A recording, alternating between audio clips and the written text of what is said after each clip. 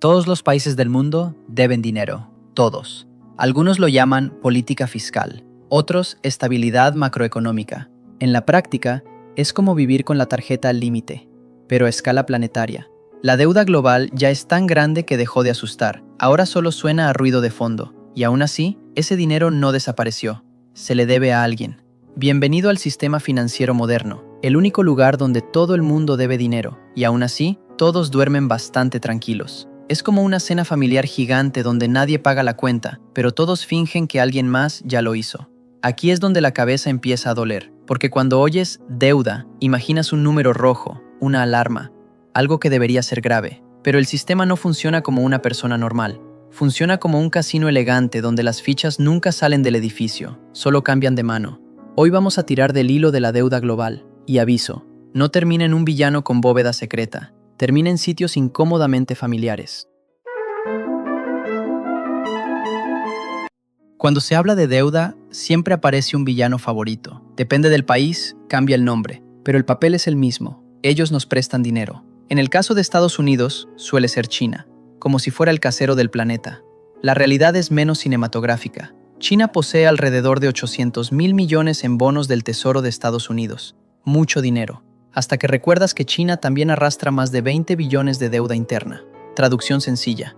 Te debo, pero tú también me debes, y además le debemos a otro. Esto ya no parece una película de buenos y malos. Parece más bien un grupo de amigos compartiendo gastos en una app, donde nadie entiende quién puso qué, pero todos confían en que después lo arreglamos.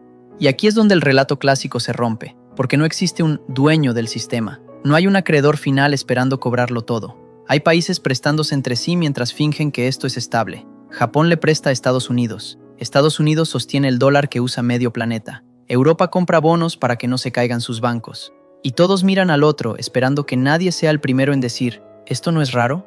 El sistema no es una línea recta. Es un plato de espaguetis financieros donde todos están agarrando el mismo fideo.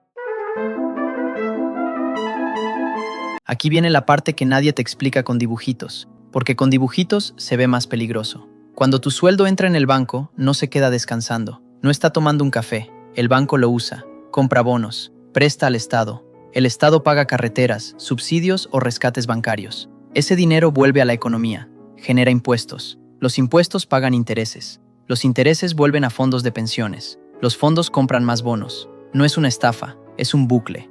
Un bucle tan elegante que parece diseñado por alguien que dijo, mientras nadie haga demasiadas preguntas, esto funciona.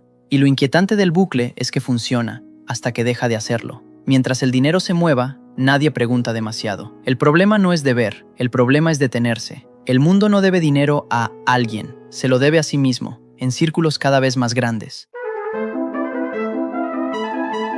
La deuda no nació en Wall Street. Nació mucho antes de los trajes caros y las pantallas. Le prestabas grano a tu vecino, te lo devolvía después de la cosecha. No había intereses, había memoria y vergüenza social. Funcionó durante siglos, porque el castigo no era financiero, era quedar mal con todo el pueblo, y eso dolía más que cualquier multa. Pero esa lógica se rompe cuando las ambiciones crecen. Reinos, imperios, ejércitos. Ahí ya no alcanza con buena fe y trigo. Hasta que alguien tuvo una idea brillante, convertir la promesa en papel y venderla. Funcionó durante siglos, hasta que llegaron los reyes con guerras demasiado caras y vecinos demasiado pobres. Ahí nació el truco moderno, dividir la deuda en partes pequeñas y vender promesas al público, el bono. De pronto, el Estado ya no dependía de un banquero rico, dependía de miles de personas normales financiándolo sin notarlo. Cuando un país no llega a fin de mes, tiene tres caminos: recortar gastos, subir impuestos o endeudarse.